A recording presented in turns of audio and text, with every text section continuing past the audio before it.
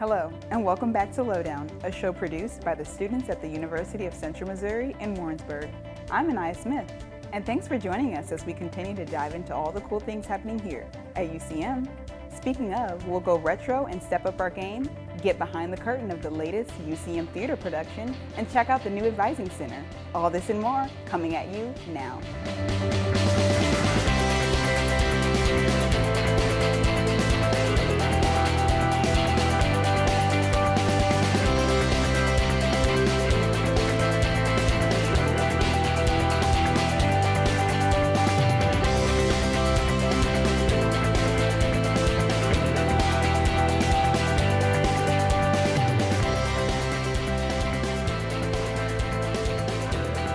Brian looked at me one day. It was another one of those things where he was like, hey, we're going to put a con on in 6 months. And like most things that Brian says to me, I turn and say, okay, sure. 6 months later, I'm standing in it like, oh, wow, what have we done? From September 7th through the 9th, Retrograde Toy and Video Game Museum collaborated with UCM to host the RetroX convention. We caught up with their president Brian and co-president Ryan to get the lowdown on RetroX. Retrograde is a charitable toy and video game museum with all of the nostalgia we could muster and find. We're trying to give everybody the feels. I'm the president of Children's Community Charity and Retrograde Charitable Toy and Video Game Museum. Retrograde Charitable Toy and Video Game Museum here at 112 West Gay is a concept or an idea that we came up with a couple years ago. Brian and Ryan's idea would eventually lead them to partner with UCM. Thus, the RetroX convention was born. RetroX was to bring awareness, first and foremost, within the community about that kind of centralization project, and also to bring all of that geeky community, that large community that's out there together, and to focus that community on the community outward.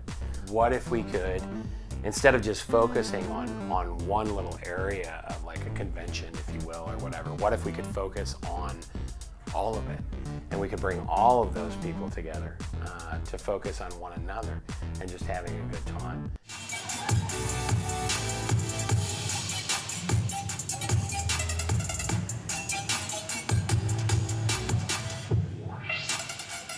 RetroX was an event that brought together numerous vendors, people that wanted to play games. We're talking card-based games, table-based games. We had RC cars and arcades, yeah. We had arcades, machines, old arcade machines that were brought in. We had several tournaments on those with like Street Fighter 2 and Turtles in Time and just some really great old classic stuff. We had console gaming going on, so we had Smash Brothers tournaments, we had some Halo tournaments, we had some old school Mario Brothers run-throughs. We had a nice Ghostbusters truck. We had a whole troop of Ghostbusters show up. Numerous Star Wars reenactors, like full-on battalions coming, and we had stormtroopers and just all kinds of other cosplayers. It was good stuff. There were several different cosplayers that their work was just amazing. Just the ability to take on that character, the Nightcrawler, which was that's Carly Bosmer. That's amazing stuff.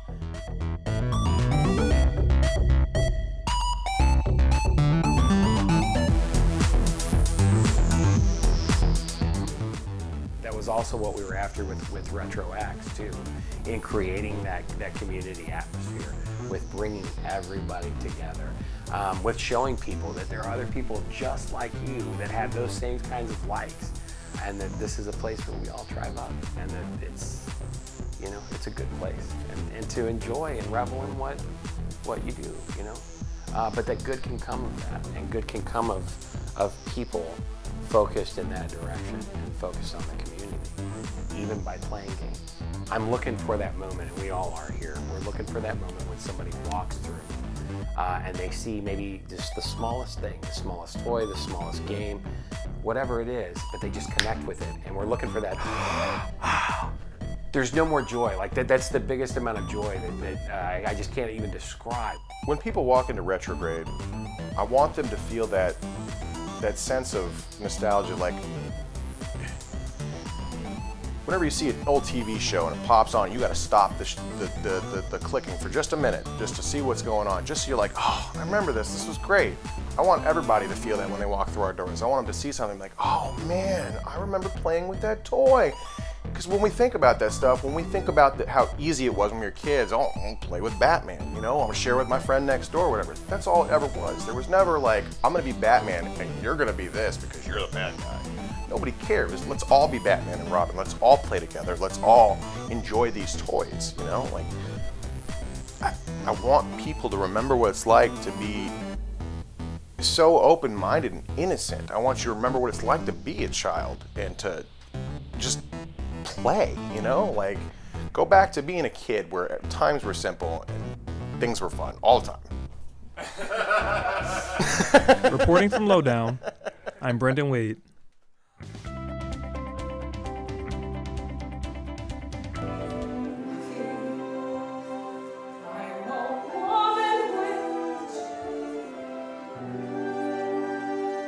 On October 3rd through the 7th, UCM held the showcasing of the musical Gypsies under the direction of Dr. Julie Mollenkamp.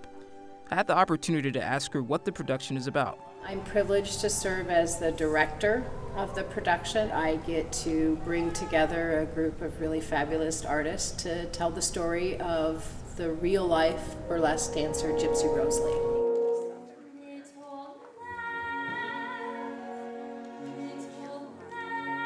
I think there's a certain discussion about mother-daughter relationships. I think there's a certain connection to obsession and how maybe if we're not careful, the damage we struggle and suffer with when we're children can be imparted on our own children. I would say the story of Gypsy is this beautiful story of a mother and her daughters and their road to success and fame and money and whatever mama sees as success. But in that road, she forgets to stop and like take a look out the window. She forgets about the journey leading up to success, and in that she loses her love, she loses a daughter, and she loses herself in a way because she's not focused on anything but the money and the success and the fame. Pushing and the finagling, all the scheming and scrimping, all the lying awake nights wondering how are we going to get from one town to the next? How are we all going to eat on a buck? How am I going to make an act out of nothing? What did I do it for? You say I fought my whole life. I fought your whole life. Gypsy's mom, Rose, really had hoped to be in show business, and her mother abandoned her. And so she commits herself to being the best mother she can be to provide the best childhood for her children, and it's the one that she thinks she would have liked to have had. But her children have different ideas, and sometimes she forgets that. So mama focuses on what she wants in life, and that's it. And in that, she loses everything because she forgot to look around. I think it's about see the people in front of you, acknowledge that they have their own needs and wants and desires, and stop and smell the roses along the way. When you get so focused on an end goal, you miss the opportunity to spend time with the present.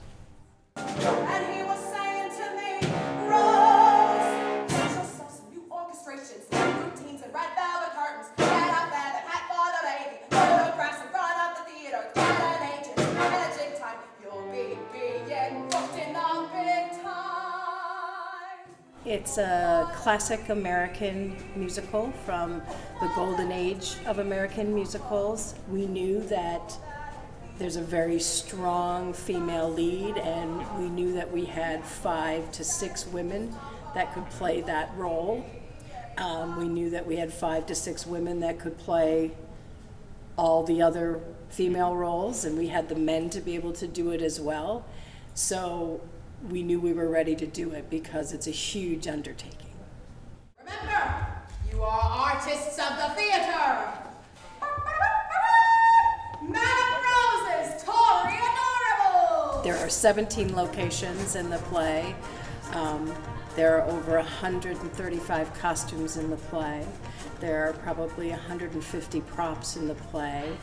There's a 22-person full orchestra conducted by Connor Tipping from the music department.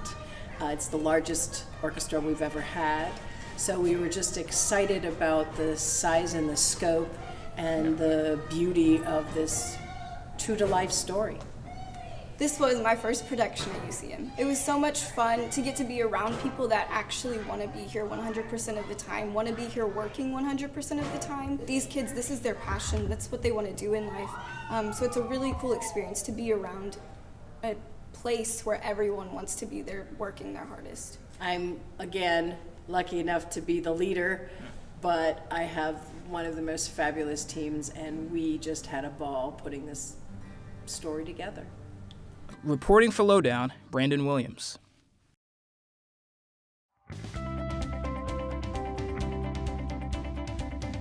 On the 26th of September, UCM hosted their 6th annual drag show.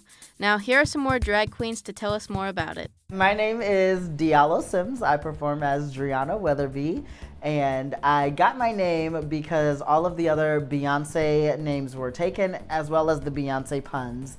So Rihanna was the second most famous performer at the time. So I am always Diallo before Driana, so I put the D in front of the Rihanna, thus became Driana.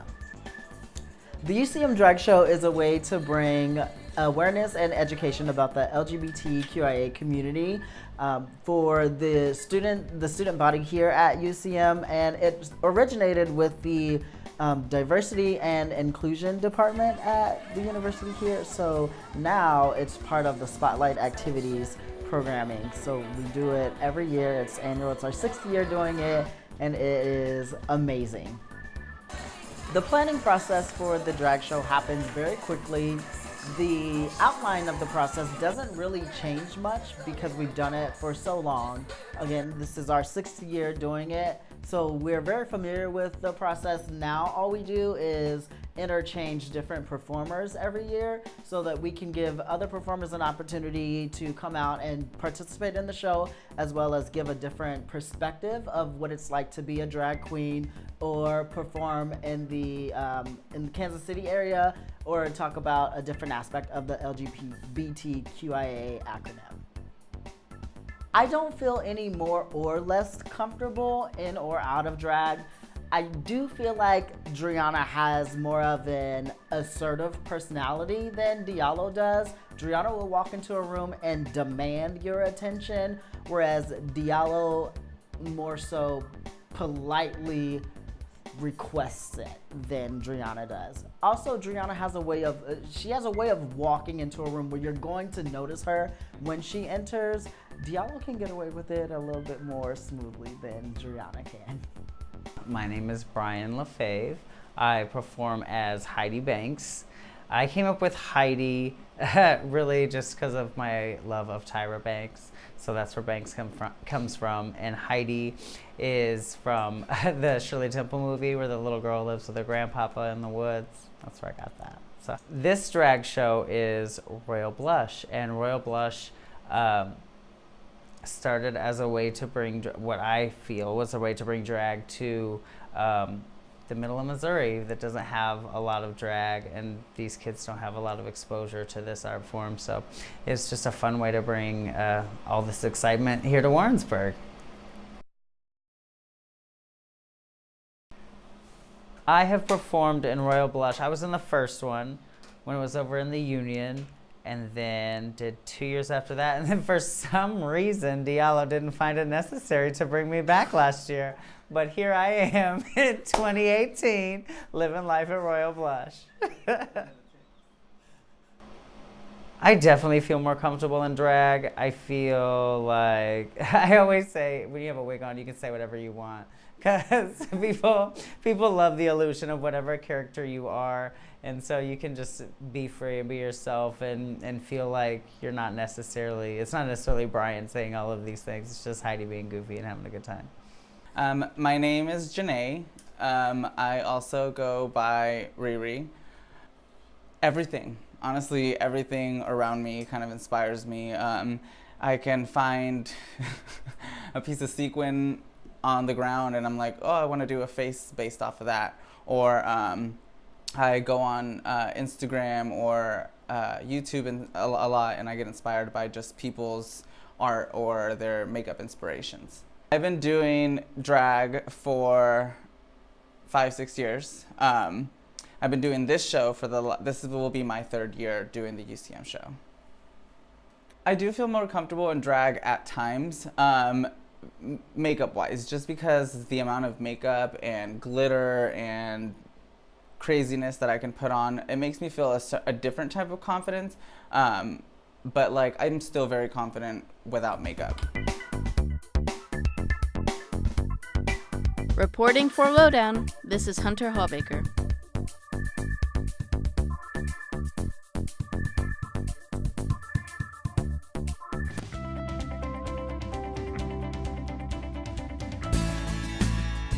Today I'm interviewing Miss Dana Chaffin about the new Success Advising Center and how it helps our students. My name is Dana Chaffin, and I'm an Academic Success Advisor here at the University of Central Missouri. As an Academic Success Advisor, we work with students not only to help them find classes, but to help them navigate through their college years. We offer a lot of resources to help them make the best of their college years and to help them be a success in college and to help them find a career that they're most comfortable with and that really suits their talents and their skills and their interests, and hopefully be successful, productive adults when they get out in the working world. And we want them to enjoy their college life too, here while they're on campus. So we just help them navigate through those tough college years in many different ways.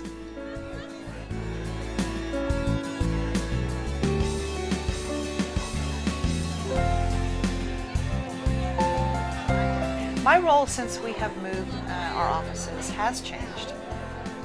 We have went through a total realignment with the students that we see. Previously, we had specific majors that we worked with, and we worked with those students from their freshman year on through their graduation. And those students would incorporate also meeting with faculty advisors as they progressed. Since our realignment, we have expanded the majors that we see, and we're really focused more on the freshman and sophomore students. And then as they become juniors and into their senior year, the departments are really taking a handoff, and they're taking those students and they're working with them more one-on-one. We're utilizing the faculty mentor idea more than we did in the past. So we're working mostly with freshmen and sophomore, whereas before we worked with them the whole time they were here. We have also, we're working with more majors. So whereas before we were very focused on just a very few majors, we each had our own majors, now we are working with more majors. So there's been a learning curve with the advisors because we're having to learn more information about other departments and other plans, program plans. That's one of the primary things that's changed. Also, we are all teaching, all of the advisors are teaching a freshman seminar class. We call them a university foundation class. So that's been a little different too. We're all involved in that. We're really trying to target the freshmen and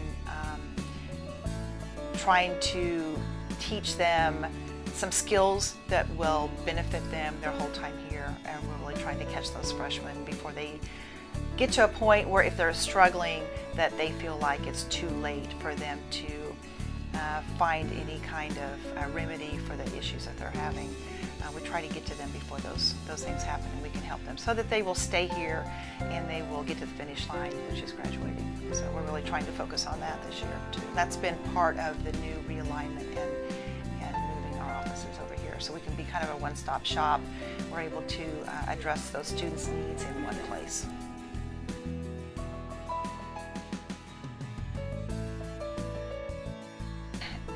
The Success Advising Center is what it says. We are wanting to promote success with our students, and we're trying to offer all the resources, or many resources, to help students succeed.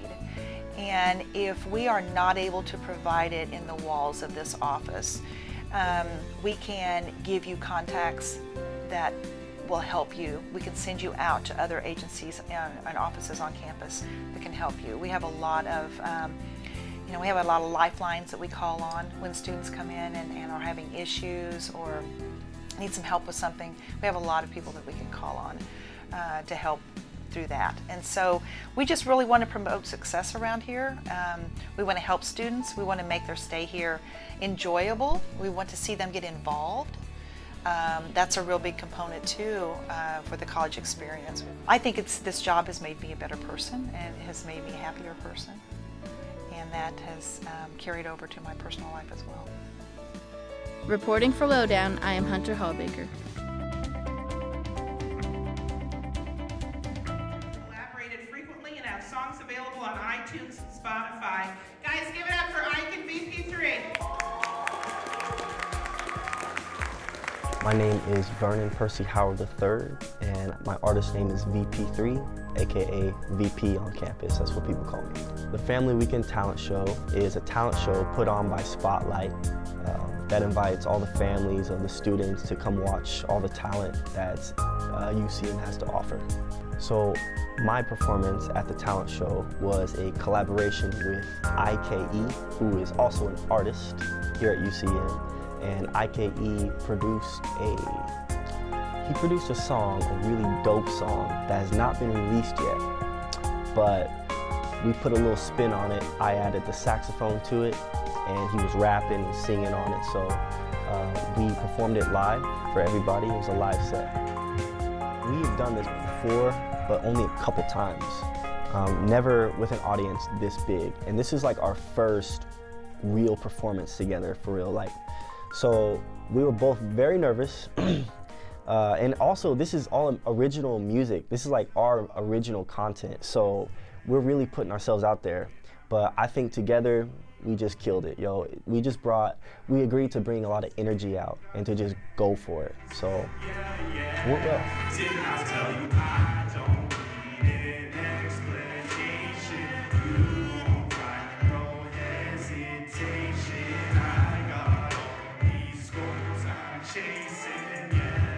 Well, the reason I wanted to participate, again, this is my third time entering the talent show at UCM. So the reason I wanted to participate this year is because I'm a broke, starving artist who needs funds, and that $500 was gonna go real nicely for me and Ike. We're gonna put it back into our music production, stuff like that.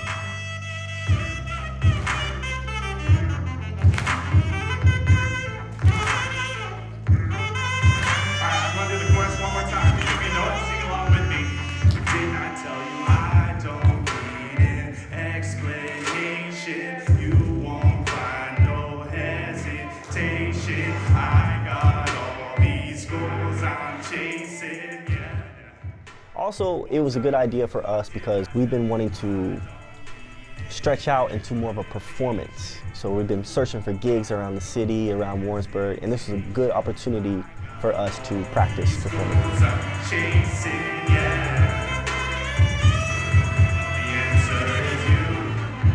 Thank you so much. That's Northside Drive.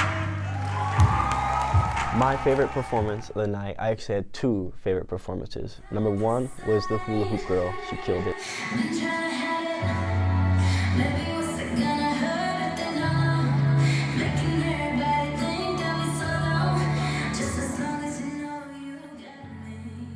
I love the hula hoop and I love the song she did, Ariana Grande. But the second one, she was the second to last, and she sang Lost Boy by Ruth B. I just really enjoyed her performance. Lost boys like me are free. Neverland is home to lost boys like me, and lost boys like me are free. He sprinkled me in pixie dust and told me to believe in him and believe in me. Together we will fly away in a cloud of grain to your beautiful taste. Would I recommend the talent show? I would definitely recommend the talent show. I would recommend anything that puts yourself out there, that makes you, uncomfortable, so you can really test yourself. It takes a lot of confidence to put yourself out to a crowd, especially your collegiate peers. I mean, these are people you're gonna have to pass the halls through, so if you suck, you're gonna be like dang man. But if you kill it, people are gonna be like, yo, I love what you did at the talent show. So it builds confidence in yourself. So I would recommend it. If you have something like a trait or a talent that you do, go for it, man. A lot of people know me through the talent show. Like my first year when I came here, it was like 2 or 3 years ago, I can't remember. When I entered the talent show, that's how a lot of people started to know me. My name got around, and that allowed me to start playing at other places around campus. So just like any organization, event that you go to, if you just put yourself out there, it really helps building relationships around the campus and getting to know people. So overall, great experience. We did not win the talent show, but I won in my heart because we gave it our all. Unfortunately, that's all the time we have this evening, but never fear, the show in its entirety and individual segments can be found on our KMOS TV YouTube channel. Thank you for joining us this evening. I'm Anaya Smith. Good night.